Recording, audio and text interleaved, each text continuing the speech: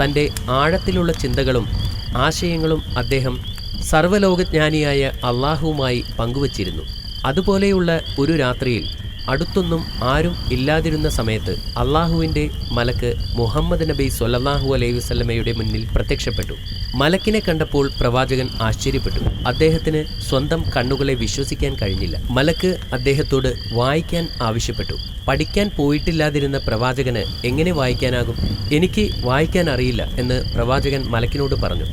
പെട്ടെന്ന് മലക്ക് അദ്ദേഹത്തെ ഉയർത്തിയെടുത്ത് അമർത്തിപ്പിടിച്ചുകൊണ്ട് വീണ്ടും പറഞ്ഞു, വായിക്കുക. എനിക്ക് വായിക്കാൻ അറിയില്ല, പ്രവാചകൻ വീണ്ടും വിളിച്ചു പറഞ്ഞു. മലക്ക് അദ്ദേഹത്തെ ഒന്നുകൂടി ഞെക്കിപ്പിടിച്ചു. അപ്പോൾ നബിതങ്ങൾ തളർന്നുപോയി. മലക്ക് പറഞ്ഞു, വായിക്കുക. നിന്റെ നാഥന്റെ നാമത്തിൽ മനുഷ്യനെ അവൻ ഭ്രൂണത്തിൽ നിന്നും സൃഷ്ടിച്ചിരിക്കുന്നു. നിന്റെ നാഥൻ അത്യധികം ശ്രേഷ്ഠനാണ്. അവൻ പേനയുപയോഗിച്ച് എഴുതാൻ പഠിപ്പിക്കും. ഒന്നും അറിയാത്തവനാണെങ്കിൽ പോലും. പ്രവാചകൻ വിറയ്ക്കുന്ന ഹൃദയത്തോടെ ആ വാക്കുകൾ ആവർത്തിച്ചു. താൻ അനുഭവിച്ച ആ സംഭവത്തിന്റെ അമ്പരപ്പിൽ അദ്ദേഹം വീട്ടിലേക്ക് പോയി. മുഹമ്മദ് നബി സ്വല്ലല്ലാഹു അലൈഹി വസല്ലമ തൻ്റെ വീട്ടിലേക്ക് കയറിയ ഉടനെ തന്നെ അദ്ദേഹത്തിൻ്റെ ഭാര്യയോട് പറഞ്ഞു, എന്നെ പൊതിയുക.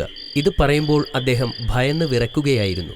അദ്ദേഹത്തിൻ്റെ ഭയം മുഴുവനായും നീങ്ങുന്നതുവരെ ഖദീജ ബീവി റളിയല്ലാഹു അൻഹ അദ്ദേഹത്തെ ഒരു പുതപ്പ് കൊണ്ട് മൂടി. സംഭവിച്ചത് എന്താണെന്ന് പ്രവാചകൻ വിശദീകരിച്ചു.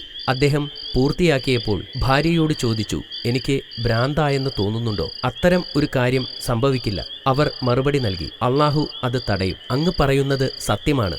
നിങ്ങൾ ഒരു ഉറച്ച വിശ്വാസിയാണ്. തുടർന്ന് ഖദീജ ബീവി റളിയല്ലാഹു അൻഹ അവരുടെ ബന്ധുവായ വരാവ ഇബ്നു നൗഫലിന്റെ അടുത്തേക്ക് പോയി. അദ്ദേഹം വൃദ്ധനും അന്ധനുമായിരുന്നു. അദ്ദേഹത്തിന് ഗ്രന്ഥങ്ങൾ നന്നായിട്ടറിയാമായിരുന്നു.